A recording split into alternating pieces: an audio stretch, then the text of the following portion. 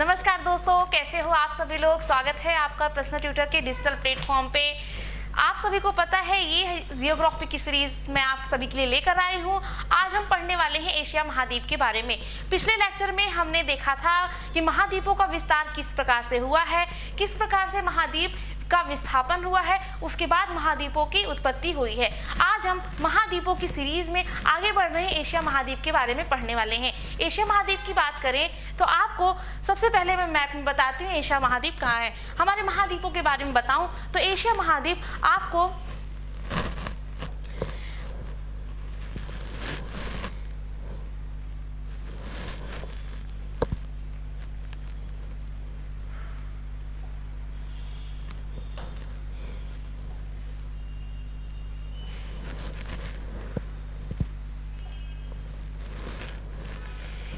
ये है हमारा एशिया महाद्वीप।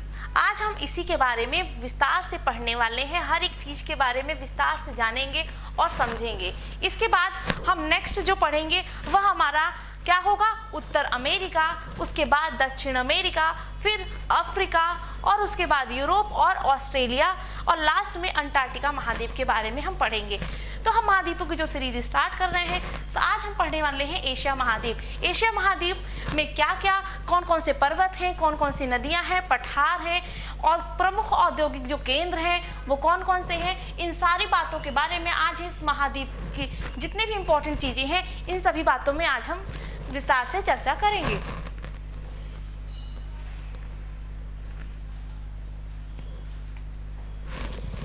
ये है हमारा टेलीग्राम चैनल। इस लेक्चर की पीडीएफ आपको इस टेलीग्राम चैनल पे मिलेगी, तो जल्दी जल्दी टेलीग्राम चैनल में ज्वाइन हो जाइए और हमारी जो इस लेक्चर की पीडीएफ है आपको इस टेलीग्राम चैनल में मिलेगी। साथ ही इस टेलीग्राम में आपको 6 to 12 एनसीईआरटी पीडीएफ मिलेंगी एंड 6 to 12 आपको क्वेश्चन आंसर सॉल्व मिलेंगे। ठीक है, तो जल्दी जल्दी ऐड हो जाइए, फटाक से बिना टाइम को वेस्ट किए हुए टेलीग्राम चैनल पे ऐड हो जाइए ताकि आप इस पीडीएफ का लाभ ले सकें।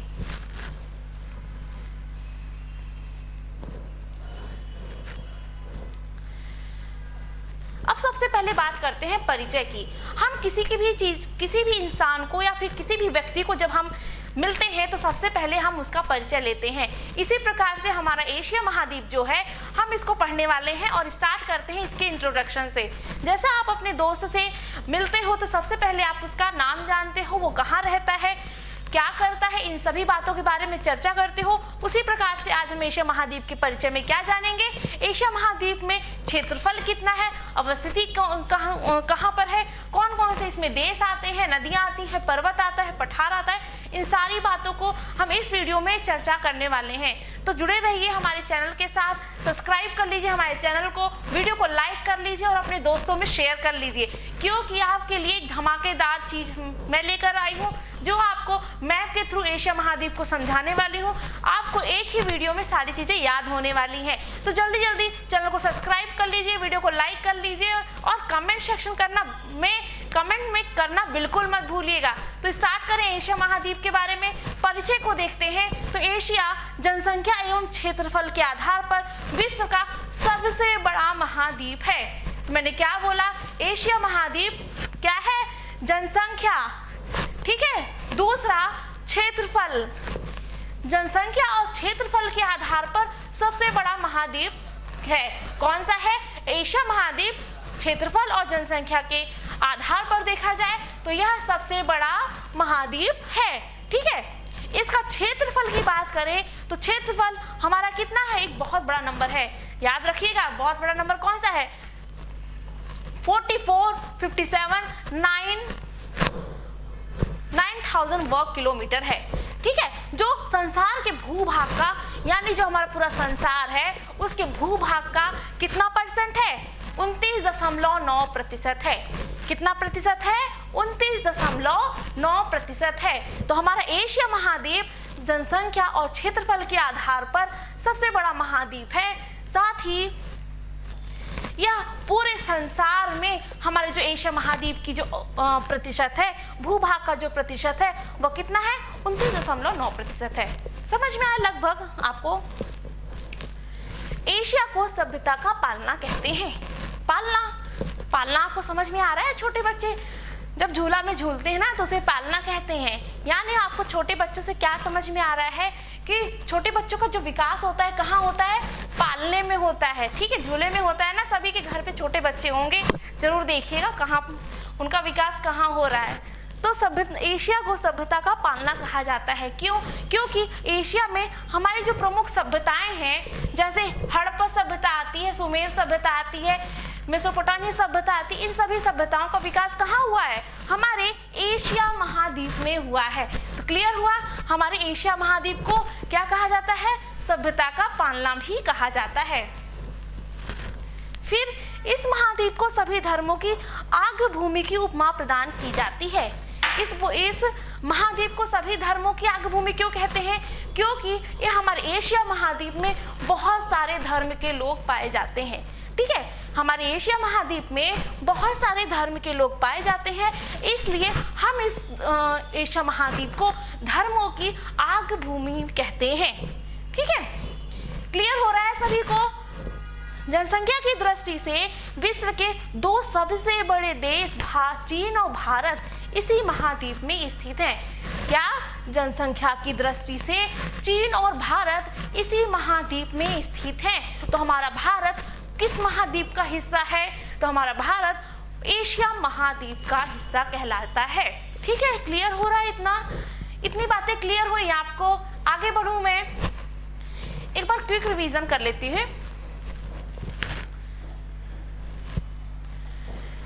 एशिया जनसंख्या एवं क्षेत्रफल में सबसे बड़ा महाद्वीप है, क्लियर हो गया। दूसरा, यह संसार के भूभाग का कितना प्रतिशत है? 29.9%। आपको क्या मिलेगा? यह संसार का सबसे बड़ा भूभाग है। ठीक है, फिर एशिया को सभ्यता का पालना कहते हैं। क्यों कहते हैं? क्योंकि एशिया महाद्वीप में बहुत सारी सभ्यताओं का विकास हुआ है, जिसके कारण एशिया को हम सभ्यता का पालना कहते हैं। क्लियर हो रहा है? फिर एशिया महाद्वीप को सभी धर्मों की आग भूमि कहते हैं।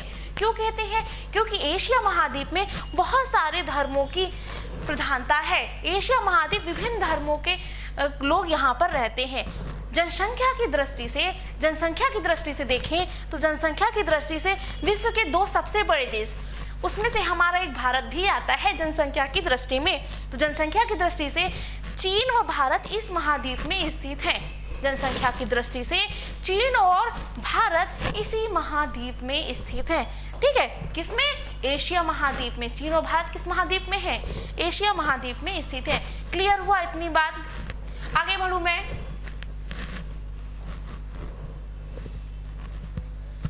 अब बात करते हैं इसके अवस्थिति की। जैसे कि आपका दोस्त कहाँ रहता है, आपको जानने में बड़ा इंटरेस्ट रहता है, उसी प्रकार एशिया महाद्वीप कहाँ है, इसके बारे में भी आपको जानना जरूरी है। तो बात करते हैं अवस्थिति की, यानी एशिया महाद्वीप की अवस्थिति कहाँ पर है। यह महाद्वीप मुख्य रूप से उत्तरी गोलार्ध में है। मैंने आपको, जब हम पृथ्वी की एशिया महाद्वीपों की उत्पत्ति के बारे में पढ़ रहे थे, तो मैंने उत्तरी गोलार्ध और दक्षिणी गोलार्ध के बारे में आपको समझाया था ना। तो हमारा जो एशिया महाद्वीप है वो कहाँ है? उत्तरी गोलार्ध में, जबकि इसके इंडोनेशियाई द्वीप समूह के कुछ जो द्वीप हैं वह दक्षिणी गोलार्ध में स्थित हैं।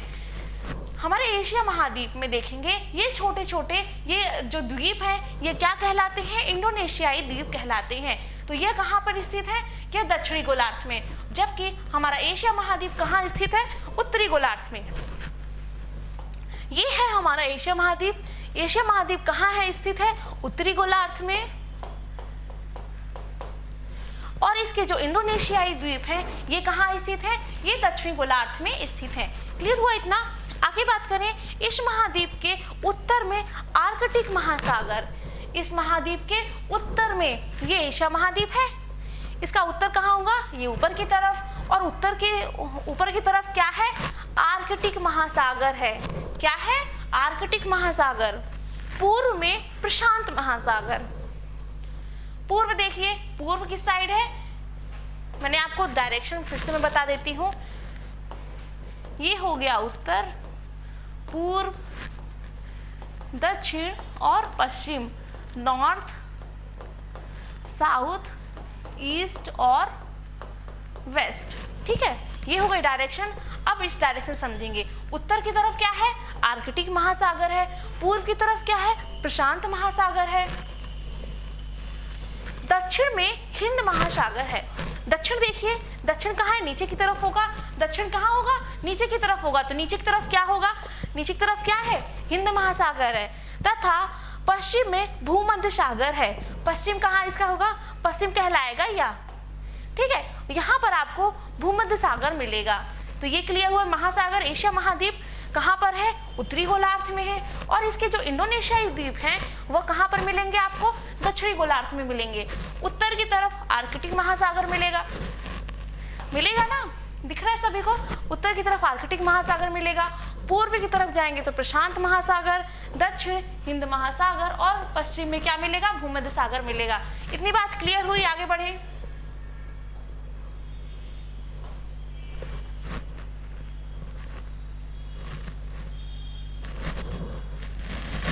एशिया के पश्चिम में यूरोप। अब हमारा जो एशिया है, ये सभी को एशिया आपको दिख रहा है। एशिया का ये हो गया नॉर्थ, साउथ, ईस्ट और वेस्ट। वेस्ट में क्या है? यूरोप, ठीक है। एशिया के वेस्ट में क्या है? ये यूरोप सभी को दिख रहा है। तथा दक्षिण पश्चिम में ये हमारा क्या कहलाएगा? ये साउथ और वेस्ट। साउथ और वेस्ट के बीच में क्या कहते हैं इसको? दक्षिण पश्चिम, ठीक है। वेस्ट साउथ कहेंगे। यहाँ पर क्या मिलेगा? अफ्रीका मिलेगा। इसके बाद पूर्व में अमेरिका महाद्वीप मिलेगा। जस्ट हम पूर्व में जाएंगे, जब आप ग्लोब में देखेंगे तो ग्लोब में आपको एशिया के पूर्व में क्या मिलेगा? उत्तरी अमेरिका आपको मिलेगा, ठीक है। क्लियर हुआ इतना सभी को? अब थोड़ा सा चीजें यूरोप के बारे में समझते हैं। एशिया का पड़ोसी महाद्वीप है तो उसके बारे में समझना जरूरी है। यह यूरोप महाद्वीप से यूरोल पर्वत। अब आपको एशिया महाद्वीप और यूरोप महाद्वीप के बीच में कौन सा पर्वत मिलेगा? कौन सा पर्वत मिलेगा? यूरोल पर्वतमाला मिलेगी, ठीक है, जो इन दोनों की सीमा भी बनाती है। इसके बाद कैस्पियन सागर। कहाँ पर? कैस्पियन सागर यहाँ पर मिलेगा आपको। काला सागर यहाँ पर मिलेगा। कॉस्केस पर्वत डोनेस जल संधि द्वारा अफ्रीका से लाल सागर एवं स्वेज जल समरूप मध्य द्वारा अलग होता है, ठीक है। अब अफ्रीका की बात करें तो एशिया से लगा हुआ अफ्रीका भी है। अफ्रीका एशिया से अलग कैसे होगा? स्वेज जल संधि द्वारा अलग होता है, ठीक।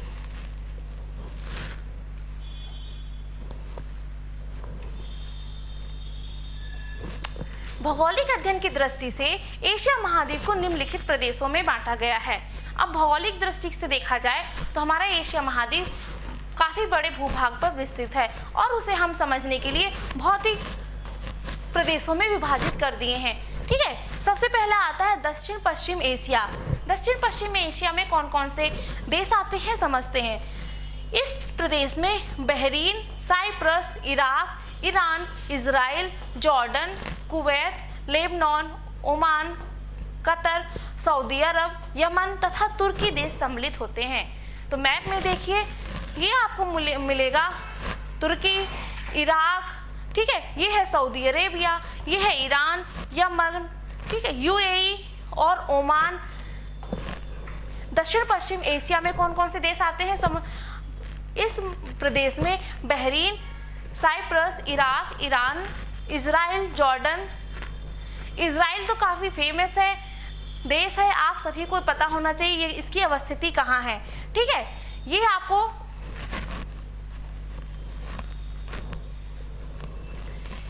यह एक बहुत छोटा सा देश है लेकिन काफी विकसित देश है इजराइल, ठीक है। इसके आसपास के देशों की बात करें तो हमारा जो इराक है यह इसके पड़ोसी देशों में लगा हुआ है। इजराइल, लेबनान, तुर्की, ये हमारे देश कौन कौन से किस में आते हैं? दक्षिण पश्चिम एशिया में आते हैं। अब बात करते हैं टेलीग्राम चैनल पीडीएफ, सभी क्लासेस की पीडीएफ आपको इसी टेलीग्राम में चैनल में मिलेगी। जल्दी से ऐड हो जाइए, ज्वाइन हो जाइए।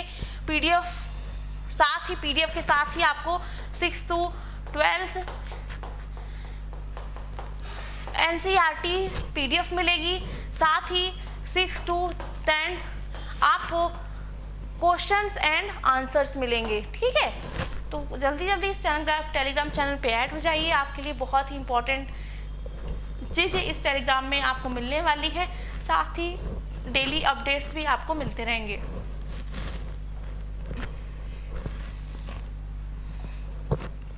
अब बात करते हैं दक्षिणी एशिया की। दक्षिणी एशिया में क्या आता है? दक्षिणी एशिया, हमारा जो एशिया का दक्षिण वाला भाग है वहां पर उसे हम क्या कहते हैं? दक्षिणी एशिया कहते हैं। इस प्रदेश में ये बहुत इंपॉर्टेंट है, हमारे पढ़ने के लिए सबसे इंपॉर्टेंट भाग यही है, क्योंकि हमारा जो भारत है इसी दक्षिण एशिया के प्रदेशों में सम्मिलित रहता है। तो बात करते हैं दक्षिण एशिया के प्रदेश में कौन कौन से देश आते हैं। तो सबसे पहला आता है बांग्लादेश। बांग्लादेश की बात करें तो बांग्लादेश हमारे पड़ोसी देशों में सबसे प्रमुख देश है, क्योंकि हमारे देश की सर्वाधिक सीमा बांग्लादेश से ही मिलती है। ठीक है, क्लियर हो रहा है सभी लोगों को? दूसरा देश आता है भूटान। भूटान की बात करें तो बहुत ही छोटा देश है, बहुत ही छोटा और प्यारा देश है। तो भूटान हमारा कहाँ है? ये देखिए, आप सभी को भूटान की अवस्थिति दिखी, भूटान। उसके बाद आता है भारत। भारत यानी जहाँ आज हम हैं वो भारत है, और भारत को तो हम काफी अच्छे से जानते हैं। तो ये है हमारा भारत। ठीक है, क्लियर? उसके बाद आता है पाकिस्तान, हमारा प्यारा पड़ोसी देश पाकिस्तान। तो पाकिस्तान कहाँ है? ये दिख रहा है सभी को, पाकिस्तान। उसके जस्ट ऊपर आपको मिलेगा क्या? अफगानिस्तान। ये हिस्सा क्या कहलाएगा? अफगानिस्तान कहलाएगा। उसके बाद सबसे नीचे वाला जो हिस्सा है यह क्या कहलाएगा? श्रीलंका। श्रीलंका के बाद आते हैं मालदीव। ये देखिए मालदीव की अवस्थिति, जहां अक्सर छुट्टियां मनाने का सभी की ख्वाहिश होती है। तो मालदीव जाने के लिए आपको सबसे पहले उसकी अवस्थिति को समझनी पड़ेगी। तो मालदीव कहाँ है? भारत के दक्षिणी हिस्से में क्या आता है? मालदीव आता है। उसके बाद नेपाल। नेपाल कहाँ है? नेपाल का ये हिस्सा कौन सा कहलाएगा? ये हिस्सा नेपाल और अफगानिस्तान मैंने बता दिया। तो इन सभी देशों को सम्मिलित रूप से क्या कहते हैं? दक्षिण एशियाई प्रदेश कहते हैं। तो दक्षिण एशियाई प्रदेश में कौन कौन से देश आते हैं? क्लियर हुआ? सबसे पहला तो हमारा भारत आएगा, पाकिस्तान, अफगानिस्तान, नेपाल, भूटान, श्रीलंका। ठीक है, ये कौन से कहलाएंगे?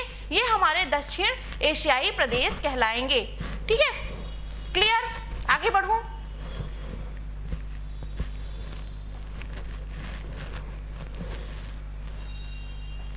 उसके बाद आता है हमारा थर्ड नंबर।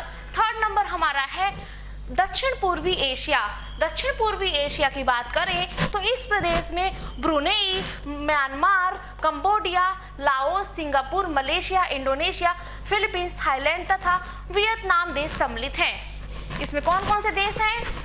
दक्षिण पूर्वी एशियाई देशों में हमारे कौन कौन से प्रदेश आते हैं? Brunei, Myanmar, Cambodia, Laos, Singapore, Malaysia, Indonesia, Philippines, Thailand और वियतनाम देश सम्मिलित हैं। ठीक है, तो अब इनकी मैप में अवस्थिति को जानते हैं। सबसे पहला आता है हमारा म्यांमार। ठीक है, हमारे भारत से लगा हुआ ये म्यांमार देश, ठीक है, किसमें आएगा? दक्षिण पूर्वी एशिया में प्रदेश में आएगा। ध्यान रखिएगा, ये हमारे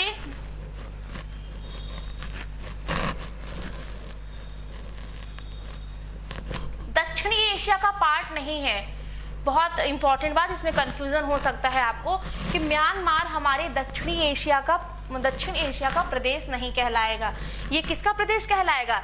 ये दक्षिण पूर्वी एशिया का प्रदेश कहलाएगा। किसका? दक्षिण पूर्वी एशिया का प्रदेश कहलाएगा। तो क्लियर हुआ? म्यांमार में कंफ्यूजन नहीं होना है। फिर ये है Laos, Thailand, Cambodia, Malaysia, Singapore, Brunei. ठीक है, ब्रुनेई आपने अक्सर नाम सुना होगा देश का, पर मैप में देखा नहीं होगा, देख भी लो आप लोग। ये है मनीला। ठीक है, इंडोनेशिया। समझ में आपको आ गया? दक्षिण पूर्वी एशियाई देशों में कौन कौन से आते हैं? तो म्यांमार आएगा, कंबोडिया आएगा, Brunei, Myanmar, Cambodia, Laos, Singapore, Malaysia, Indonesia, Philippines, Thailand और वियतनाम। ये कौन से देश कहलाएंगे? दक्षिण पूर्वी एशिया प्रदेश के देश कहलाएंगे। अब बात करते हैं पूर्वी एशिया की। पूर्वी एशिया में प्रमुख देश कौन से हैं? तो सबसे पहले हमारा जो है चीन हमारा पूर्वी एशिया प्रदेश में आएगा।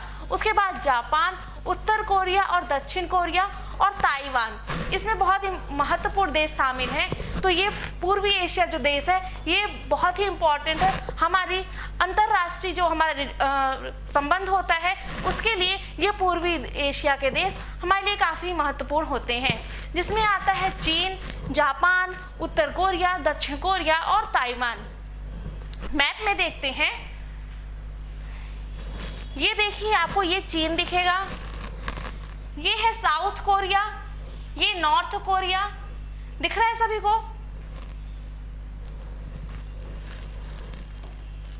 साथ ही आपका मंगोलिया आएगा। साउथ कोरिया और नॉर्थ कोरिया के जस्ट बीच में कौन सा आएगा? पीला सागर, ठीक है, जिसके लिए विवाद भी चल रहे हैं।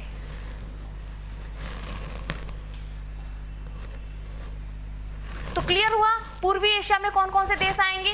चीन, जापान, उत्तर कोरिया, दक्षिण कोरिया, ताइवान, ठीक है। ये देश कौन से किस में आएंगे? पूर्वी एशिया में। बात करते हैं फिफ्थ पॉइंट की।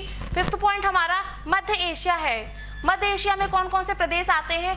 Kazakhstan, Kyrgyzstan, Tajikistan, Turkmenistan, Uzbekistan देश सम्मिलित होते हैं। यानी मिडिल ईस्ट हमारा एशिया जो है वह कौन से देशों में आता है? खाड़ी प्रदेशों में आता है, ठीक है, जिसमें कजाकिस्तान आएगा।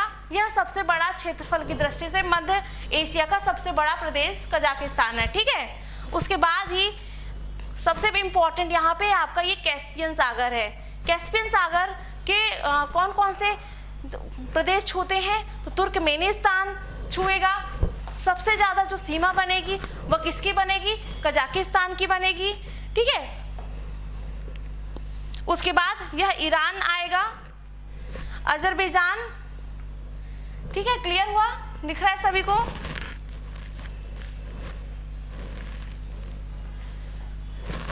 अब बात करते हैं साइबेरिया की। इस प्रदेश में रूस के एशियाई भाग को क्षेत्र को सम्मिलित किया गया है। साइबेरिया कहाँ है?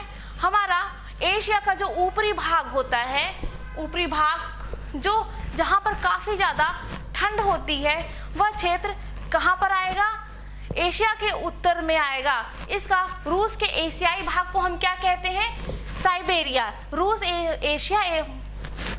एशिया एवं यूरोप दोनों महाद्वीपों में स्थित है। अब जो रूस की बात करें तो रूस जो है वो एशिया महाद्वीप और यूरोप महाद्वीप दोनों में स्थित है।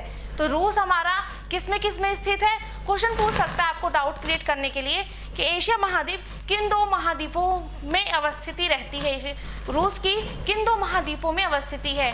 तो आप कहेंगे एशिया और यूरोप में, यह दोनों महाद्वीपों में स्थित है, ठीक है। रूस के एशियाई भाग को हम क्या कहते हैं? साइबेरिया। रूस के एशियाई भाग को क्या कहेंगे? साइबेरिया। रूस के एशियाई भाग को ही हम क्या कहते हैं? साइबेरिया कहते हैं। यानी रूस जो हमारा एशिया और यूरोप दोनों में आता है और जो रूस का एशियाई वाला भाग है हम उसे साइबेरिया कहेंगे। क्लियर हुई इतनी बातें? साइबेरिया के बारे में बात करें, साइबेरिया एक विशाल और विस्तृत भूक्षेत्र है। साइबेरिया क्या है? एक विशाल और विस्तृत भूक्षेत्र है जिसमें लगभग समूचा उत्तर एशिया समाया हुआ है। जो उत्तर का पूरा एशिया है वह समूचा कहाँ समाया हुआ है? साइबेरिया में मिलेगा आपको। तो एशिया का समूचा जो पूरा का पूरा उत्तर का भाग है वो आपको कहाँ मिलेगा? साइबेरिया में।